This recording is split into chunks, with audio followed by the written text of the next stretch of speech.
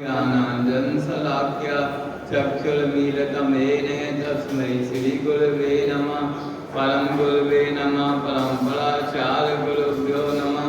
सकल कलुष विध्वंसकं शेषां परिवर्तकं धर्म संबंधकं भव्य जीवन प्रतिबोधकालकमिदं शास्त्रं श्री रत्नकरण्यक शावकाचार्य नामधेयम्।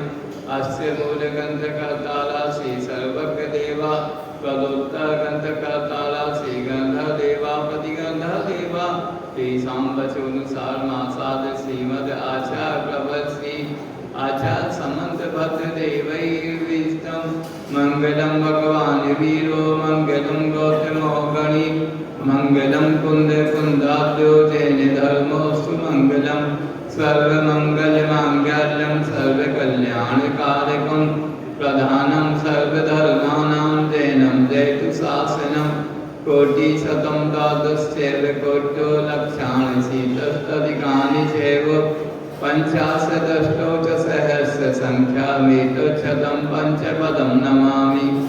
अरहन्तवासियत्तं गणदेवैरन्त्यं सम्मं पठमामि भक्तजुक्तो सुदुराणमहोविहिं शेषा इच्छामि ग्रन्थे सुतभक्तिकावसो सर्वज्ञं अंगो अंग तेने पावड़ परियमी शुद्ध प्रमाणियोग उग चूड़िया चेव सुतद्धय धुई दम काहें श्याम इसकाल मंचे में पूजे में वंदामी संगम स्वामी दुख खो कमख वोहिलाओ सुगम समायगण जिनगुण संपत्ति हो मध्यम नमोस्तु पौराणिक स्वाध्याय वेदन श्रीमद् आचार्य का विसर्गम करो में हम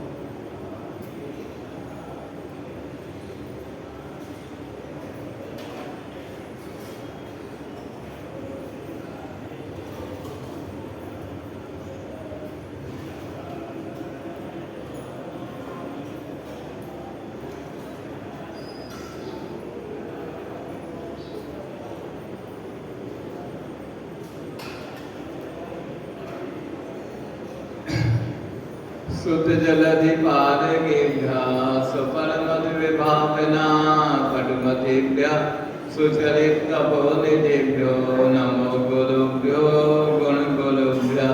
छत्तीस गुण समग्रे पंचविहाचारगणसन्दर्शे शिष्यानुग्रह कुशले धम्मैरे सदा वन्दे गुरुभक्ति संजमेनया तरन्ति संसार सायरं घोरं छिन्नत्यर्थकमं जन्मं मरणं न पावेति हे नित्यं व्रतमन्तो होमनिरतः ध्यानाग्निहोत्राकुला षट्कर्मा विरतस्तपोदन्दनः साधुप्रिया साधवा शीलप्रावरणा गुणप्रहरणाः चन्दार्कते ज्योतिका मोक्षद्वार कपाट पाटन पटा पीरन्तु मां साधवा गुरुवः पन्तो नो नित्यं ज्ञान दर्शन नायका चारित्राणो गंभीरा मोक्ष मार्गोपदेशका इच्छाग्रंथे आय भक्ति कौसो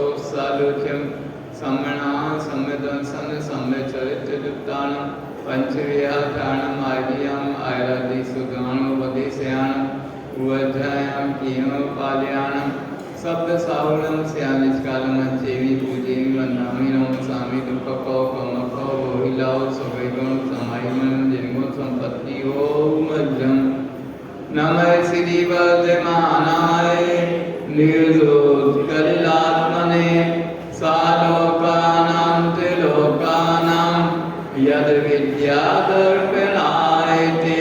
जय बोलो आदिनाथ भगवान की जय। बोलो चिंतामणि पासनाथ भगवान की जय। बोलो आचार्य समंत भद्र महाराज की जय। बोलो आचार्य उपलेश्वर विद्यासागर महामुनिराज की। परम पूज्य निर्यापक श्रवण मुनि श्री 108 संभव आदि समस्त 3 कम 9 करोड़ भावलिंगी मुनि राजों की। कल हमने सम्यक ज्ञान का प्रकरण प्रारंभ किया। उसमें सम्यक ज्ञान क्या होता है, 4 योग क्या होते हैं, प्रथमान योग, करणान योग, द्रव्यान योग और चरणान योग, इसका व्याख्यान समझा। अब उसमें सबसे पहला जो अनुयोग है प्रथमान योग, तो प्रथमान योग क्या कहता है, स्वस्वरूप आचार्य महाराज कहते हैं प्रथमान योगमर्था ध्यानं चरितं पुराणमपि पुण्यं बोधि समाधि निधानम् बोधति बोधः समीचीनः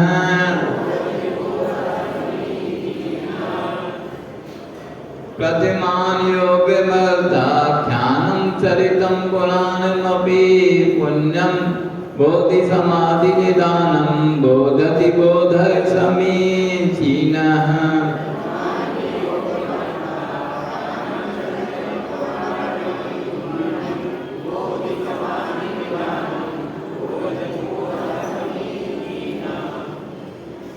इसका शब्द से अर्थ समझते हैं पहले। समीचीन बोधा, सम्यक जो ज्ञान है, शुद्ध ज्ञान है, उसमें अर्थाख्यानम परमार्थ विषय का कथन करने वाले चरितम, जो चरित्र आख्यान है, कथा है, किसी व्यक्ति विशेष का जिसमें वर्णन हो उसे चरित्र कहते हैं। किसी एक का, जैसे सैनिक चरित्र, जम्बू स्वामी चरित्र आदि, उसमें एक ही नायक होता, उसका पूरा व्याख्यान पूर्व पर होता है। अपिचा पुराणम, जिसमें 63 सलाका पुरुषों का वर्णन हो।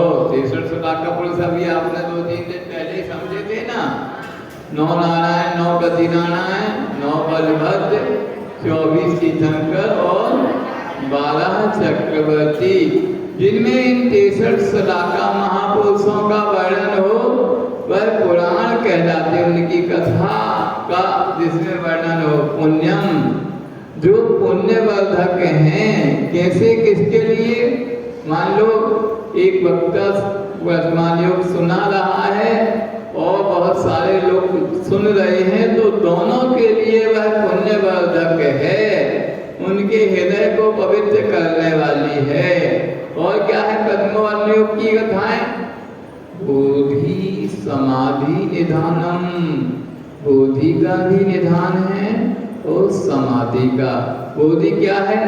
रत्नत्रय की प्राप्ति ही बोधि है। सम्यक दर्शन, सम्यक ज्ञान, सम्यक चारित्र्य रूपी जो रत्नत्रय है, जो मुनि महाराज धारण करते हैं, जिनके रत्नत्रय के प्राप्ति से ही चारित्र्य की प्राप्ति होती है, मुनित्व को प्राप्त करते हैं, समृद्ध को, उसका यह निधान मतलब खजाना है।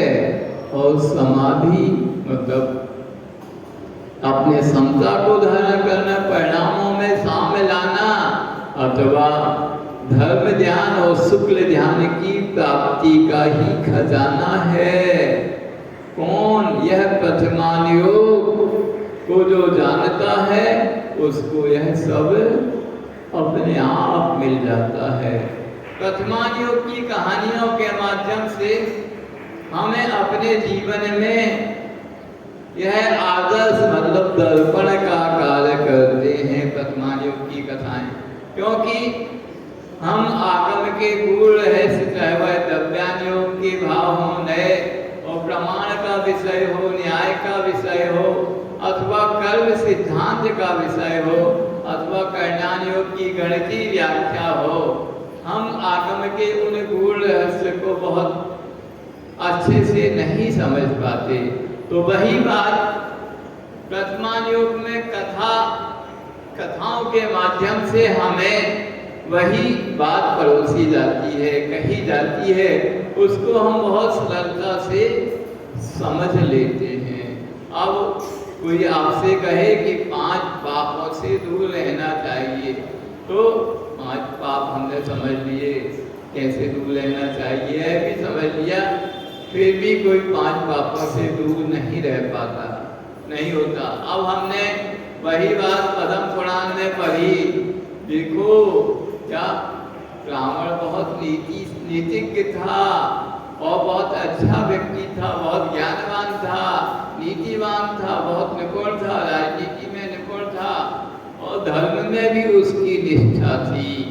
पर वह एक पाप के कारण क्या कुशील का उसका वर्जन नहीं था, वह परिस्थिति की ओर उसकी दृष्टि ठीक नहीं थी, इसके कारण ही उसको नरक में जाना पड़ा। तो ऐसे इन कथाओं के माध्यम से हमें जो संदेश मिलते हैं, देखो उसने ऐसा किया तो उसका परिणाम ये हुआ। हमें उस प्रकार के अपने परिणाम नहीं करने हैं, नहीं तो हमारी भी स्थिति ऐसे ही होगी। तो यह कथमान योग हमें सीधे, जैसे आप लोग कोर्ट में देखते ना, कोर्ट जाते न्यायालय, तो क्या होता, वकील क्या देता है, पुराने केसों की क्या देता, उसको क्या बोलते, दलील में वह देता है कि पिछले 50 सालों में इस प्रकार की जो भी केस आए तो पुराने न्यायाधीशों ने, जजों ने इस पर क्या अपना जजमेंट दिया, उनकी वह नजीर देता है, दलील नहीं, उसको हम क्या कहते हैं, नजीर, कि यह इस सन में इस प्रकार का केस हुआ था, उसमें ये वाली धारा लगी थी और इस धारा के अंतर्गत फलाने कोर्ट ने में फलाने जज ने इसका यह न्याय दिया है, यह अपराधी को यह सजा दी है, आदि आदि। तो जब आज के कोर्टों में भी इस प्रकार की नजीर देके हम उनका आगे बढ़ाते हैं, तो अब है तो लौकिक क्षेत्र हो गया। अब जब पारलौकिक क्षेत्र है तो हमें तो और इन नजीरों को अपने सामने रखना चाहिए। देखो फलाने में से ब्रह्मदत्त चक्रवर्ती हुआ, वह क्या हुआ, तो उसने सिर्फ जो रसोइया था, जो मर के देव बन गया था, उस रसोइये ने सोचा इसको कैसे फंसाया जाए, तो बहुत अच्छे अच्छे मीठे आम ले आया और उसको खाने के लिए दिए। उसे बहुत अच्छा लगे, वह पूछता है आम कहाँ मिलते, तो उसने कहा हमारे साथ चलो। चला गया चक्रवर्ती, 6 घंटे का अधिपति, वह कहता मैं नहीं जाता, तुम्हें लेके आना पड़ेगा। और रसना इंदी का वह इतना लोलुपी था, वह उस व्यक्ति के साथ चला गया, वो भी अकेले, अपने रंग रक्षकों के साथ नहीं। वह बीच समुद्र में ले जाके कहता है, जो देव था उससे बदला लेना चाहता था, मैं अभी इस बीच समुद्र में तुम्हें फेंक दूंगा। वो कहने नहीं ऐसा नहीं करो। तो उसने रमोकार मंत्र पानी में लिखा, इसको अपने लाश से मिटा दो, तो मैं नहीं फेंकूंगा। उसको प्राण की रक्षा करनी थी, उसने मिटा दिया। जो वैसे उसको कुछ नहीं कर पाता, यदि वह रमोकार मंत्र पर श्रद्धा आस्था पूरी रखता, और उसकी पहले उसने रमोकार मंत्र से श्रद्धा आस्था मिटाई। आपकी श्रद्धा समीचीन श्रद्धा है, उसको उसने खंडित कर दिया कि नहीं हमारी आस्था मजबूत नहीं है, सम्यक दर्शन को पहले मिटा दिया। फिर बाद में उसने बदला लिया, उसी समुद्र में उसको डुबो दिया। तो ऐसे बहुत से मौके आते थे। ये उदाहरण, ये ब्रह्मदत्त चक्रवर्ती का यह उदाहरण हमें सिखा रहा है कि हमें जीवन में ऐसे बहुत से मौके आएंगे जब हमारी श्रद्धा और आस्था सम्यक दर्शन को डमाडोल करने के लिए लोग हमारे पास आएंगे कि तुम ऐसा कर लो, ऐसा कर लो तो ऐसा हो जाएगा। पर हमें अपना श्रद्धान मजबूत बनाए रखना है।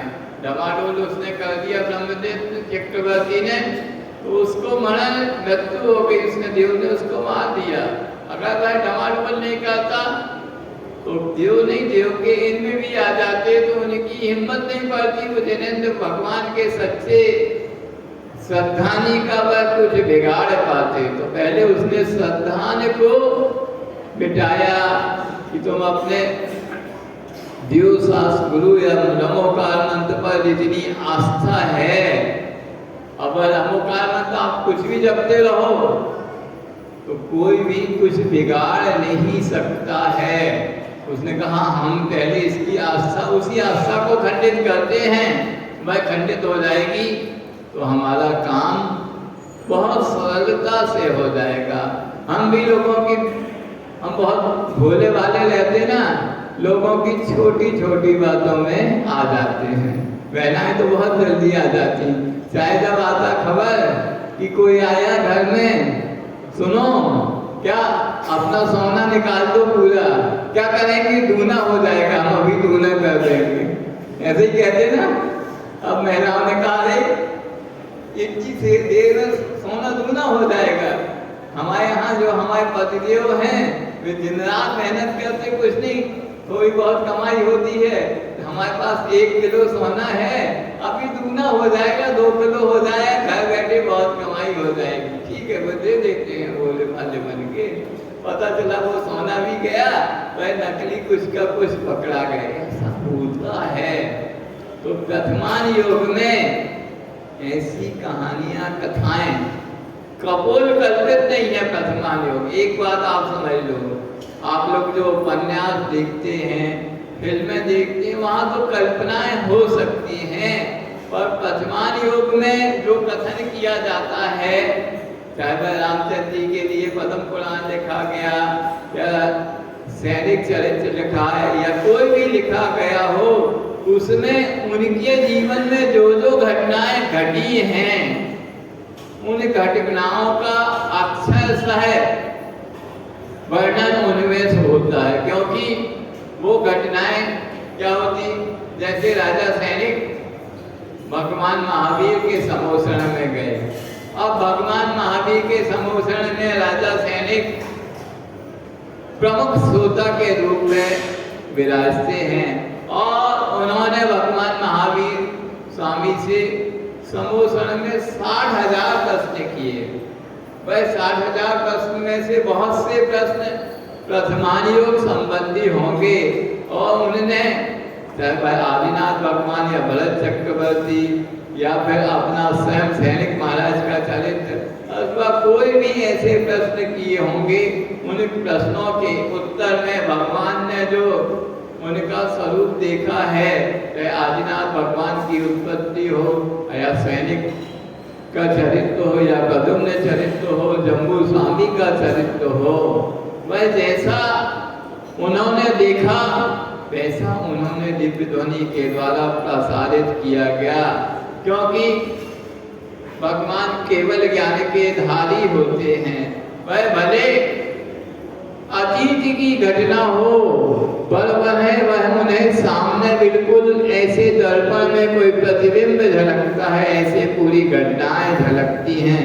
तो उन घटनाओं का सांगोपांग विवेचन सजीव चित्तन तीर्थंकर की दिव्य ध्वनि के द्वारा हमें पता चलता है। तो दिव्य ध्वनि में जो गूंथा गया, जो कहा गणधर ने उसको रचा, और वही कालक्रम से पूर्व आचार्यों के माध्यम से हमारे पास तक उपस्थित हुई है। तो वह वास्तविक स्थितियां हैं, वास्तविक घटनाएं हैं।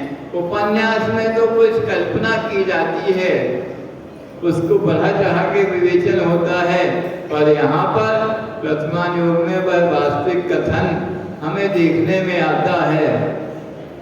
और यह बोधि और समाधि का निधान है।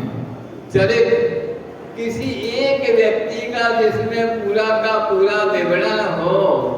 जैसे आप लोग देखते ना, आप लोगों ने कथा या उपन्यास या महाकाव्य साहित्य की जगत में देखा होगा, तो उसमें एक नायक होता है। ये फिल्में भी देखी होंगी, जिसमें एक हीरो होता है, उसके साथ और जो कलाकार होते वह सह कलाकार होते हैं, नायिका होती है, वह पूरा का पूरा, चाहे वह फिल्म हो, चाहे उपन्यास हो या कहानी हो, वो एक नायक के बीच में ही पूरा चित्रण होता रहता है। तो यही बात यहाँ बताई जा रही है। चरित्र जो होता है वह एक नायक के माध्यम से ही उस चरित्र का चित्रण होता है, उसी के आसपास जो वर्णन होता है वह चरित्र है। जैसे सैनिक चरित्र में राजा सैनिक के जीवन का संपूर्ण सांगोपांग वर्णन है, जन्म से लेकर अंतिम मरण तक। उसके बीच में उसके जीवन में जो जो भी व्यक्ति आए हैं, जिस प्रकार से आए हैं, जो घटनाएं घटित हुई हैं, उन घटनाओं का पूरा वर्णन है। ऐसे ही प्रद्युम्न चरित्र में श्री कृष्ण के पुत्र प्रद्युम्न का जन्म से लेकर अंतिम मोक्ष जाने तक का पूरा कथन है। तो एक व्यक्ति की प्रधानता से जो कथन किया जाता है उसे हम चरित्र कहते हैं। आपने बहुत सारे चरित्रों के नाम सुने होंगे, सैनिक चरित्र, जम्बू स्वामी चरित्र, प्रद्युम्न चरित्र आदि आदि, या फिर जिनदत्त चरित्र, ऐसे बहुत से चरित्र, नागकुमार चरित्र, हनुमान चरित्र आदि आदि, ऐसे बहुत से चरित्र आपके आगम पुराण ग्रंथों में उपलब्ध हैं। अब दूसरा होता है पुराण, जिसमें 63 शलाका पुरुषों का वर्णन होता है। जैसे आदि पुराण, आदि पुराण जिस समय जिनसेन स्वामी लिखने बैठे, उसमें आदि पुराण का दूसरा नाम महापुराण भी है। महापुराण इसलिए रखा गया कि उनका उद्देश्य था इसमें पूरे के पूरे 63 शलाका पुरुषों का वर्णन करना है। पर जब वह लिखने बैठे तो आदिनाथ भगवान भरत चक्रवर्ती और बाहुबली का ही वर्णन कर पाए। इतने में ग्रंथ भी विशाल हो गया और उनका भी समाधि वर्णन हो गया, तो आदि पुराण बस लिख पाए। शुरुआत तो उन्होंने महापुराण से पूरे 63 शलाका पुरुषों के लिए की थी। अब उनके जिनसेन महाराज के जो शिष्य गुणभद्र आचार्य हुए, तो उन्होंने देखा हमारे गुरु ने महापुराण लिखने का प्रारंभ किया था, पर वह आदिनाथ भगवान का या भरत चक्रवर्ती और बाहुबली एक ही तीर्थंकर, एक ही चक्रवर्ती और एक ही कामदेव का वर्णन करके वह वर्णन पूरा हो गया, तो पूर्ण हो गया। अब और आगे बढ़ना है, महापुराण या पूरे पुराण को करना है सभी 63, तो उन्होंने फिर उसके बाद उत्तर पुराण लिखना शुरू किया। तो आदि पुराण और उत्तर पुराण दोनों को मिला दो तो 63 शलाका पुरुषों का वर्णन पूरा हो जाता है। तो उत्तर पुराण की रचना आचार्य जिनसेन महाराज के जो प्रमुख शिष्य आचार्य गुणभद्र महाराज के माध्यम से हुई। तो इस प्रकार 63 शलाका पुरुषों का जहाँ वर्णन पूरा होता है वह पुराण ग्रंथों में आता है। ऐसे 63 शलाका पुरुष ग्रंथ भी आपको मिल जाएगा। तो इनके जीवन में छोटी छोटी सी जो घटनाएं घटती हैं, उन घटनाओं के माध्यम से हम बहुत अच्छे से अपने जीवन में सबक ले सकते हैं कि उन्होंने कौन सी गलती की थी, तो उसका क्या खामियाजा उन्हें भुगतना पड़ा और हमें वह गलती नहीं करनी है। जैसे किसी ने मुनिराज को देखकर मुख विकृत कर लिया या कुछ अपशब्द बोल दिए मुनिराज को, या कुछ भोजन में ऐसा कुछ दे दिया, कड़वी तुमड़ी आदि का बना दिया, तो अगले भाव में या उसी भाव में उसको तत्क्षण कोढ़ हो गया। तो हमें सीखना है कि नहीं, मुनिराज के लिए, कोई भी गुरुओं के लिए हमें मन वचन काय से निंदा के भाव हमारे नहीं होना चाहिए। देखो कैसे मान का भंजन होता है, क्या क्या होता है, ये सब कहानियाँ आपको प्रथमान योग में बहुत अच्छे से पढ़ने और सुनने मिल जाएंगी। एक अभी की है कहानी, चाणक्य और चंद्रगुप्त का नाम आपने सुना होगा।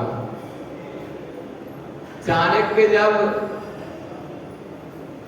उस समय जो राजा थे उनके दरबार में पहुंचता है, किस लिए? उसने सुन रखा था कि वह राजा उन सब प्रजाजनों को या ब्राह्मणों को भरपूर दान देता है। तो वह पहुंच गया, वह गरीबी तो थी घर में, उसने कहा देखते हैं क्या देता है, गाय देता है और भी धन देता है। तो वह सबसे आगे वाली स्थान पर सीट पर जाके बैठ गया कि आज राजा जैसे ही आएगा तो उससे हमें दान लेना है, और बहुत बड़ा स्थान घेर के बैठ गया हुआ है और बाकी सभी लोगों को पीछे कर दिया। अब जैसे ही राजा आया, चाणक्य वैसे ही देखने में अच्छा रूपवान नहीं था और वैसे ही उसका जो चेहरा था विकृत दिख रहा था और सबको पीछे ढकेल रखे वह आगे आ रहा था।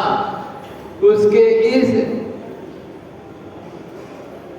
व्यक्ति को देखकर राजा को गुस्सा आ गया कि यह कैसा है व्यक्ति है जो सबको धकेल के खुद आगे आ रहा है और न देखने का है न दिखाने का। उसको दान तो दिया नहीं राजा ने, नंद राजा था और उसको सभा से राजसभा से भगा दिया। अब जैसे ही भगाया वह वैसे ही क्रोधी था और क्रोध में उसने गांठ बांध ली, जब तक नंद राज्य का मैं समूल नष्ट नहीं करूंगा तब तक मैं अपनी चोटी में उसने गांठ बांधी। कहाँ गांठ बांधते बोलो? मतलब चोटी में कई बार कई चीजों के लिए, उसने तो बदले के लिए गांठ बांधी थी, पर कई चीजों के लिए कि स्मरण रहेगा हमें यह बात, आदि आदि के लिए गांठ बांध देते हैं।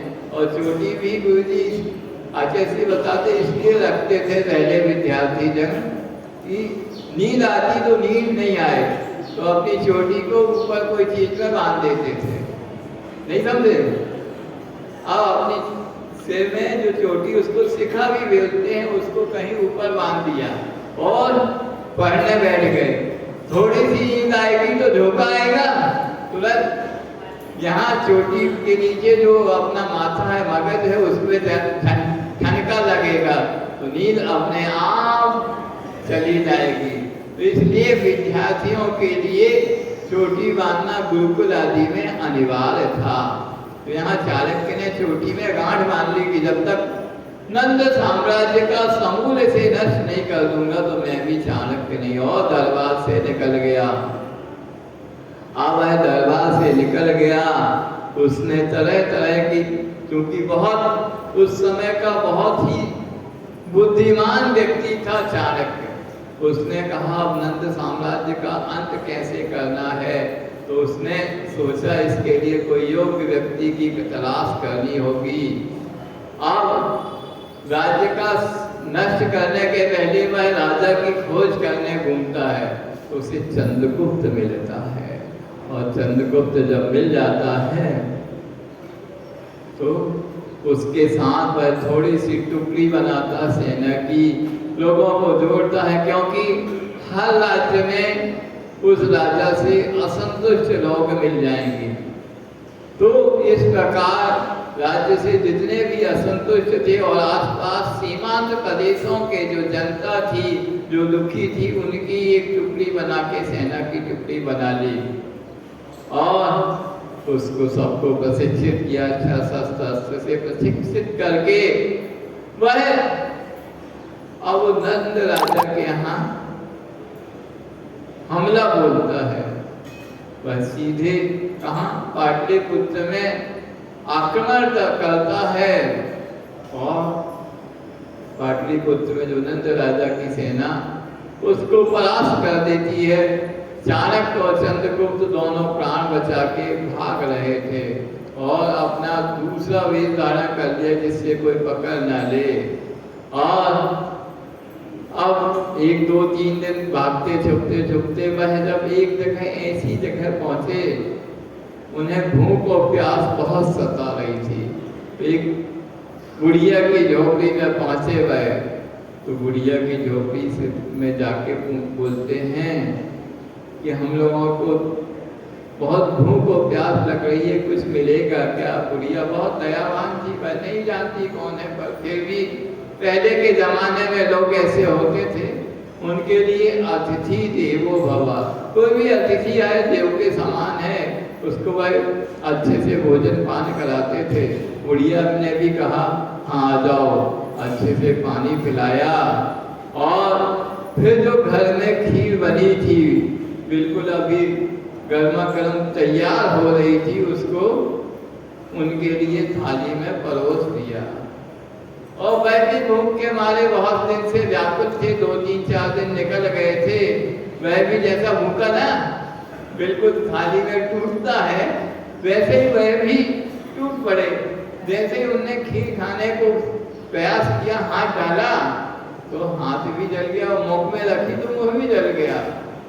अब वह बुढ़िया जो उस नंद साम्राज्य की में ही रहती थी, पाटलिपुत्र राज्य में ही रहती थी, वह कहती है तुम लोगों की दशा तो वैसी हो रही है। कैसी?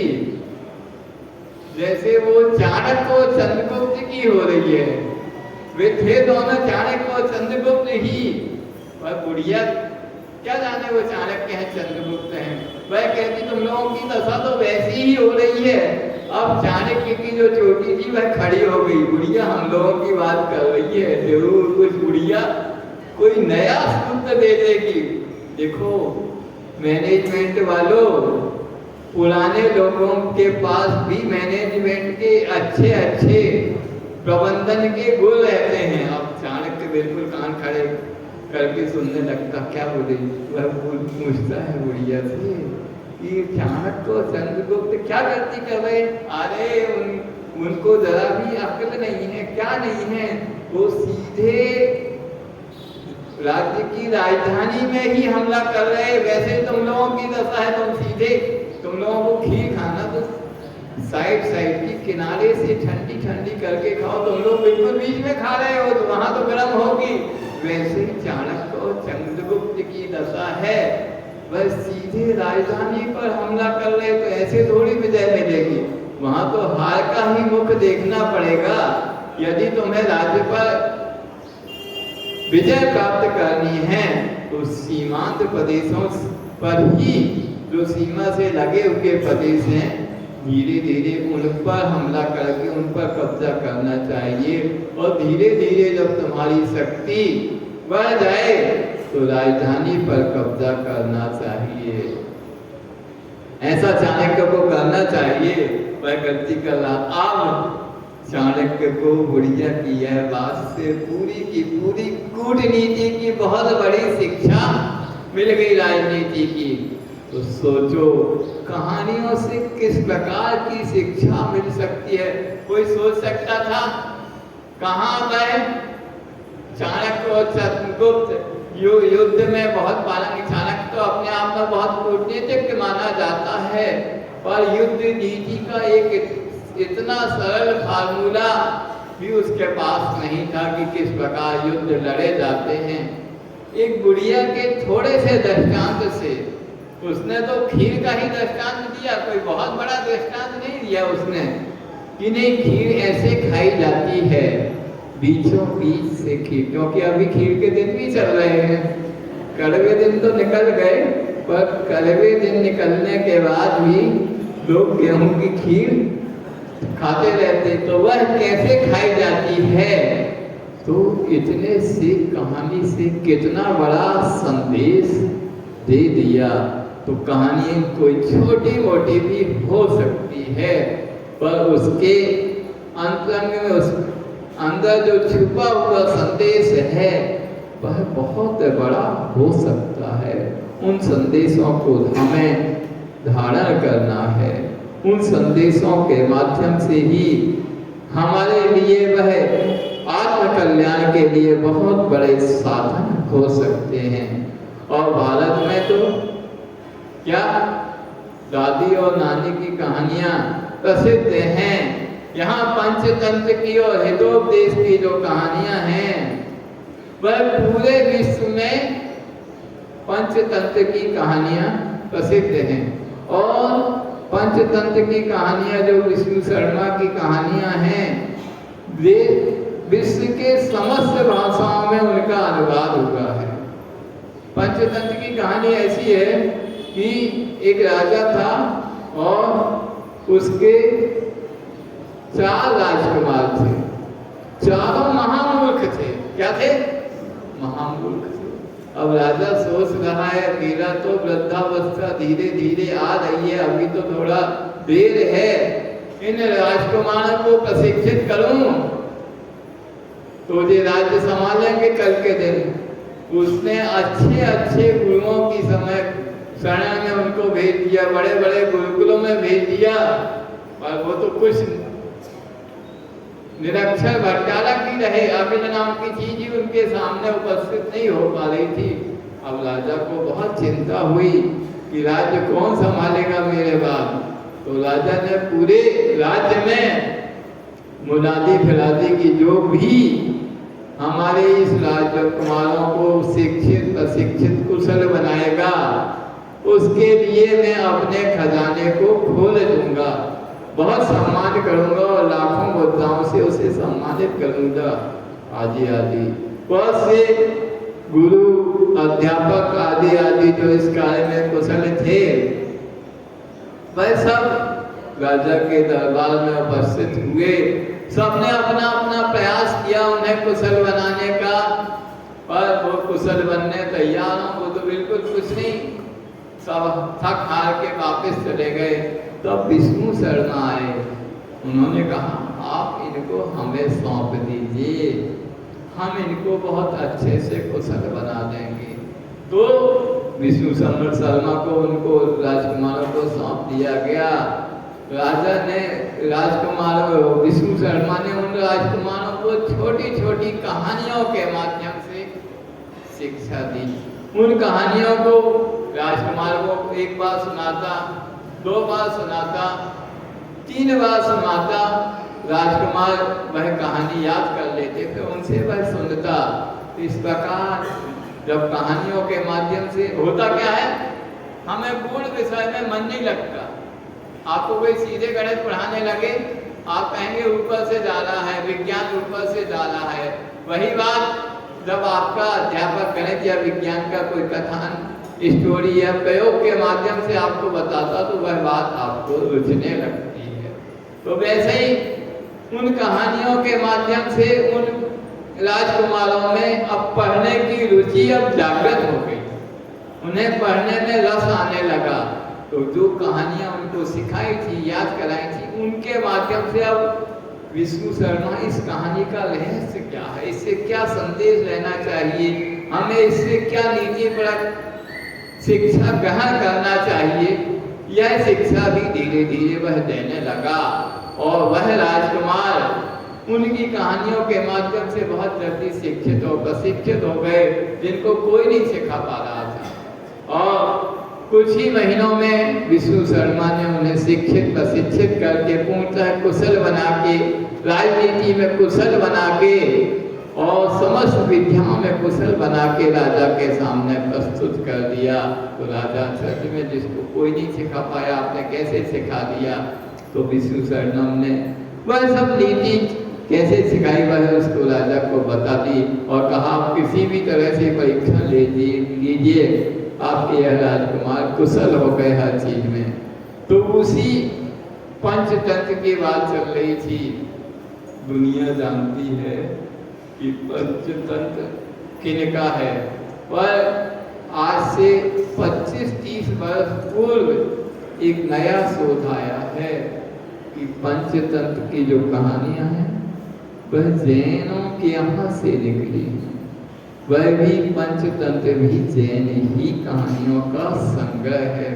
तो प्रतिमानियों की कथा कहानियों का जितना भंडार जैनियों के यहाँ है, कहीं नहीं है, पर हमारे पास उनको पढ़ने का समय नहीं है, फुर्सत नहीं है। पर कितने गूढ़ रहस्य इनमें भरे हुए हैं और इनके माध्यम से हम अपने जीवन में कितने सुधार कर सकते हैं। और जो माताएं अपने बच्चों को मोबाइल पकड़ा देती हैं, नेट पकड़ा देती हैं, या फिर वो कुछ भी दे देती हैं, उनका सबसे पहले कर्तव्य है अपने बच्चों को कथा कहानी के माध्यम से ही शिक्षा दें, क्योंकि वह बचपन में दी हुई शिक्षा जीवन के अंत तक काम आती है। बच्चों को वह कहानी बचपन से ही याद हो जाती है। उस कहानी में जो गूढ़ अर्थ छिपे हुए हैं उनको भी वह बहुत अच्छे से ग्रहण कर लेते हैं। अब क्या करते, माताएं या दादी या नानी अब कहानियां नहीं सुनाती, बच्चे कहें भी तो वे कहते हमें आती नहीं है। अब आएंगी कैसे, जब उनने पढ़ी होंगी प्रथमान योग में, कुछ सुना होगा, कुछ किया होगा, तो वो कहानियां उनको आए। तो जब उनको नहीं आती तो वो बच्चों को कैसे सुनाएंगी। तो क्या करते हैं, मोबाइल पकड़ा देते हैं, मोबाइल में नेट पे कुछ भी चित्र देखते रहते हैं। आजकल के छोटे छोटे 1 साल का बच्चा भी है तो वह उसके हाथ में मोबाइल मिल जाएगा, वह सामने बैठे महाराज को ना वो सुनी करेगा, मोबाइल के महाराज को वो तो जानता है, नहीं समझे, वो कहेगा ये है महाराज, ये नहीं है जो बैठे हैं। उसको मोबाइल से ही परिचय कराया गया है।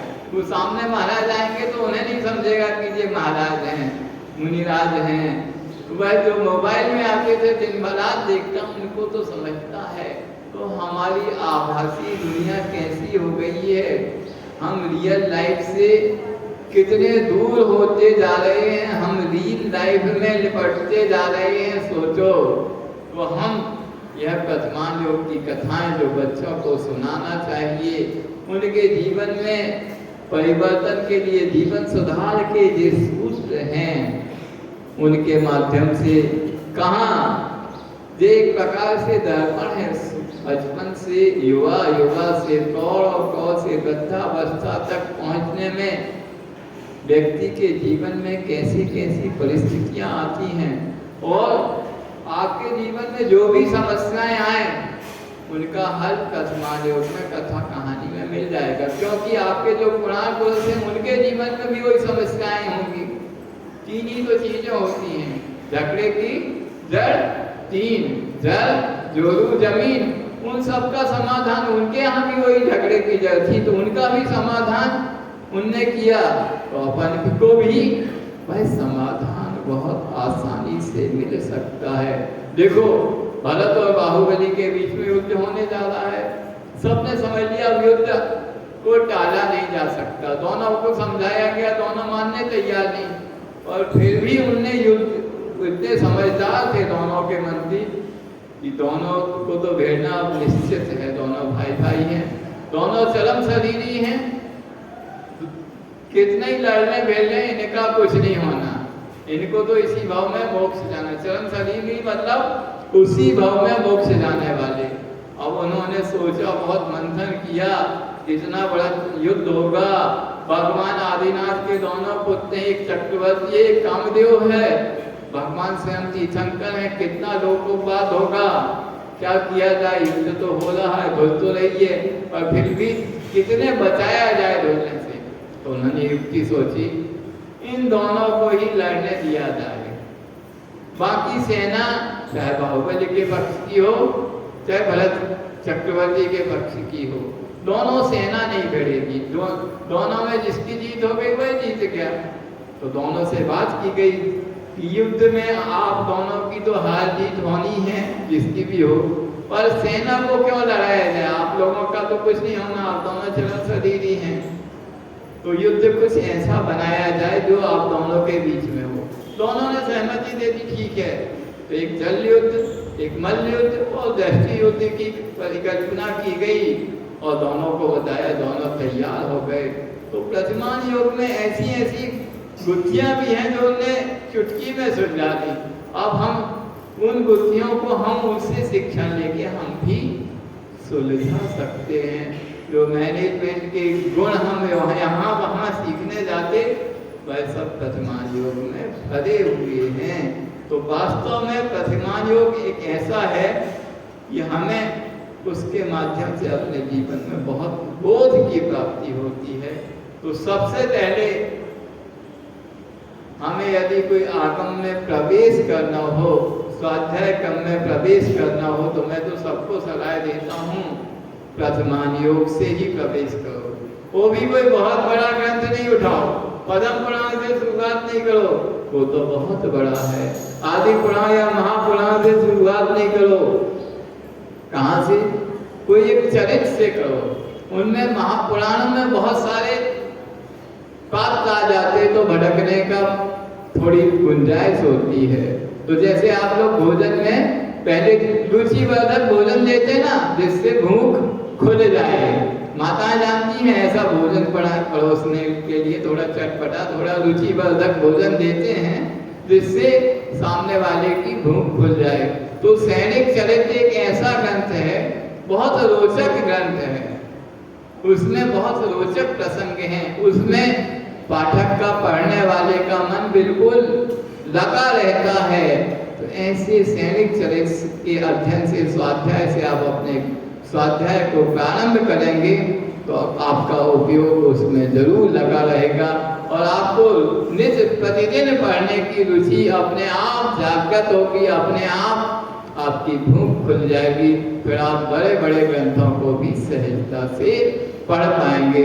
तो आप इस सम्यक ज्ञान अधिकार के पढ़ने का यही आशा है कि आप भी अपने जीवन में कोई ना कोई स्वाध्याय ग्रंथ का स्वाध्याय प्रारंभ करें। और यदि प्रारंभ करना है तो सबसे अच्छा ग्रंथ सैनिक चरित्र। आपका समय हो गया। जय बोला जय हुए विद्यासागर महामुनिराज। जय बोलो निरापक श्रवण मुनि श्री 108 संभव सागर जी महामुनिराज की जय। जैसा कि आप सभी को विदित है, 1 और 2 तारीख को हमारा जो मंगलधाम प्रांगण में आयुर्वेद का शिविर लगने वाला है। आप उसमें भाग लेकर और अपने जीवन को निरोग कर सकते हैं और निरोगी काया के साथ आप ऐसे देवसास गुरु की वैयावृत्ति भी सानंद कर सकते हैं। इसलिए आप लोग उसका भरपूर लाभ उठाएं। चलते हैं। जापानी के ज्ञान ते सूझे लो कालो, सो पाणी मस्तक झुके सदा दे दूंडो। हे जिन बाणी भारती तो हिड पुदिन रहे,